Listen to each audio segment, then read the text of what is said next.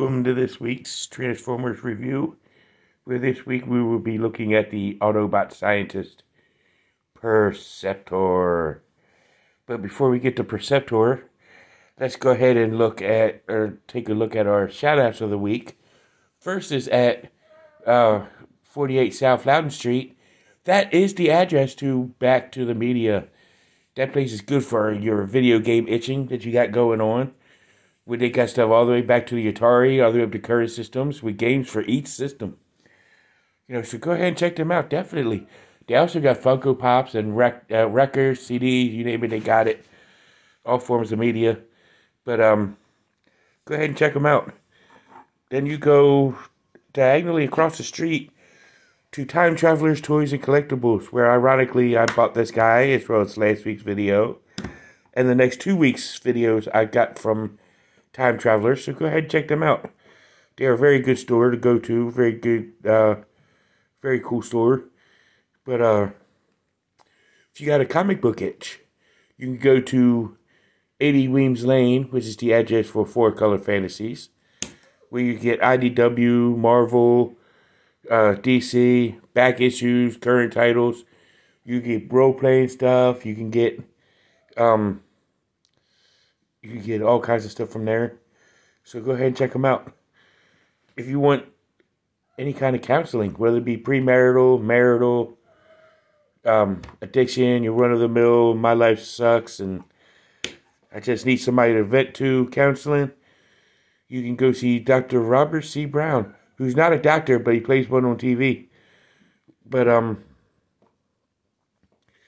least that's one of his famous lines. And he represents, and he's the owner of Healing Grace Counseling Services. So go ahead and check him out. He's a good guy to talk to, good listener. If you need, also for other counseling needs, you can go to Northwestern Community Services, which is located on Front Royal Pike, right in the same building as the State Farm Insurance Company. Right up the street from Golden Corral, where you can also get all kinds of counseling from there. So definitely go ahead and check them out. They offer a lot of great services.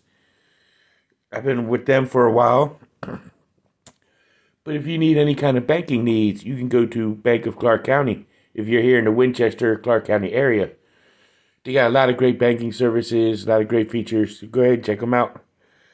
So let's go ahead and get to Preceptor. As you can see here, he is in his microscope mode. Very cool microscope mode, which this microscope is articulated, because you could go where you could do like this. Mainly just the thing is the microscope lens part is mechanical, and yes, this does move for where you get any kind of angulation on it. So go ahead and check it out. And Care Bear's coming up to check it out. So what do you think, Care Bear? What do you think of Preceptor here? See, he's checking him out. He don't care. Care Bear don't care. But this is Preceptor in his other mode, or microscope mode. So let's go ahead and look at him in his tank mode. So here's his tank mode, which is kind of horrible looking, but it is what it is.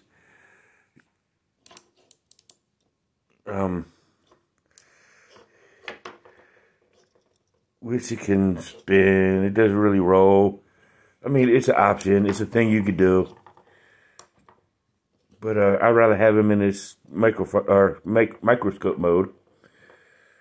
But let's go ahead and take a look at him in his robot mode. So here's Preceptor in his robot mode. But let's take a look at his gun that he comes with, which was pegged into his back in microscope mode as well as tank mode. Nice little gun. And it does peg it to his back right there in that little peg hole right there. So yeah, that's basically where you get him in his storage for his gun. I remember in the G1 cartoon when they first introduced Preceptor, he was a pacifist. He'd rather win the war by science and not by fighting. And let's take a look at his articulation. His head does have some movement, as well as his microscope lens part right there still has movements. He does have arm rotation, as well as in and out on a ball joint. His arm elbow can bend. His hand can move basically inward, basically to the end transformation, but mine's a little stiff when it pegs in. His legs also on a ball joint.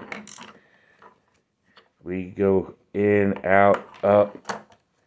About so far. His knee could go inside. He does have a knee bend. You know, he can make it go back. You know, it's really good way back. He can go a lot farther back than he can go forwards. You know, and you could even have his then sit all the way back down here if you want. But I like the G1 accuracy. But let me show you his him with his gun in his hand, ready for battle. So here we go back with Preceptor with his pistol in hand, ready. I did pick this figure up from Time Travelers, like I said earlier. You know, this whole month is a Time Travelers Transformer, Autobots Transformer month, so to speak. But even though that's not really a theme, it's not really a thing, but it just happened to fall that way. You know, which I'm very thankful for. Because this is a cool looking figure. This is part of the Studio Class Bumblebee movie version, Deluxe Preceptor. This is one I was really looking forward to. I wanted this figure so freaking bad. You know, and I'm thankful I got him. He was one of my favorite Autobots. Even though at the time I didn't understand why he was a pacifist, because I didn't know what a pacifist was, but that's really all cool. But this is a good figure. This is a must-own, top-tier figure.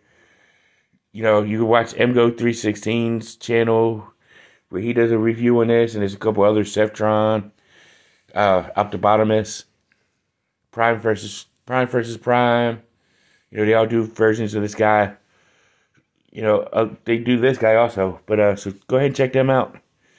But this has been Preceptor. Tune in next Sunday for another Studio 86 Bumblebee movie figure.